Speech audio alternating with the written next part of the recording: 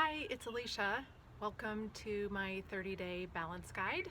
I am a holistic health coach and I will guide you to a place of balance as defined by you here during this 30-day time period. And today is day 2. Yesterday I walked through identifying some of the areas of your life where you may be feeling off balance. Maybe considering some of the things that you can focus on during this time that we have together to really kind of increase your awareness around getting back in balance and what that means to you. So balance to you is when you feel strong, confident, joyful, at peace, content, satisfied, whatever that definition is for you. And I'm going to give you things to consider during the time we have together, and you can take it or leave it, no worries. So if it helps, great. If it doesn't, that's great too.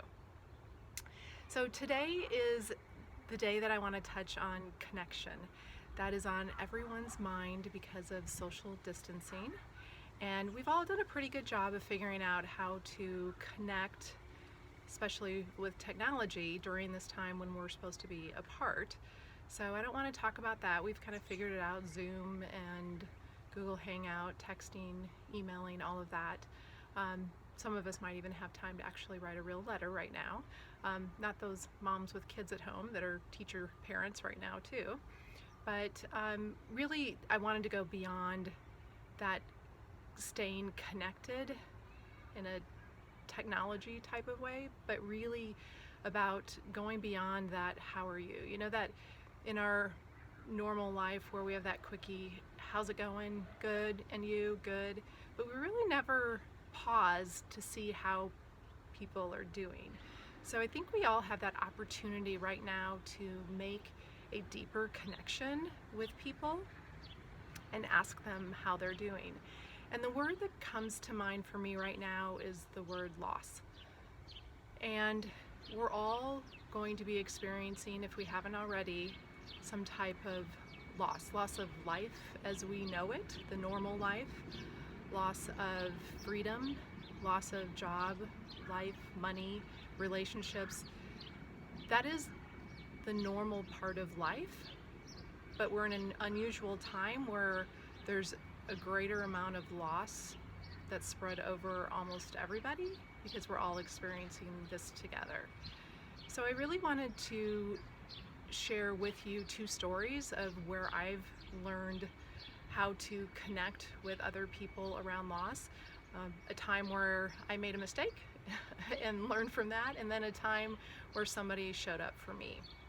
So the first story is actually I got to be at the birth of my niece, and I was very excited to be there, and my sister had it all planned out and expecting how the day would go. And this is very common, how you expect things to go a certain way and then they don't. And so there was a moment of grief and sadness where the things had to pivot and go a different direction, and the end result was wonderful, but in that moment there was sadness, and my sister was crying, and I was the one that was uncomfortable. I didn't want to see her hurting or in pain, and her doula, I told her, don't cry, don't cry, and her doula looked at me and said, it's okay, she needs to cry. And that was a great lesson for me because it taught me that that was what she needed at that moment, and I needed her to feel what she was feeling in order for her to get through it. And then the second example was a time in my life that I was going through my own loss, through loss of marriage, my traditional life that I had known, and I was meeting a coworker for coffee in the River Market. I remember the morning specifically because it was a rainy, dreary day, and we sat in the window. And I told her my story, somebody that I had worked with, and she was younger than me. She'd never been married, didn't have kids. And I was telling her my story, and she listened, and she just sat, and she was with me. And the words she said, I will never forget. She basically told me the truth. She said, I don't know what to say. Those were the words she said, and it was the exact words that were appropriate and okay and just right for that moment. So those two stories, personal examples, ways that I've learned to connect, I wanted to share with you because really what it's all about with connection, especially around loss or being with somebody who wants to share their feelings, is letting them feel what they feel without judgment. And then on the other side is being truthful and truly letting people know that you don't know what to say if you don't know what to say, and that's okay. So I'll leave you with a quote that I just came to me today. I just discovered it, so it's perfect for this time and something that I've learned that kind of sums it all up. And it's a quote from Glennon Doyle. And we don't share ourselves to be fixed. We share to be seen. Thank you for your time.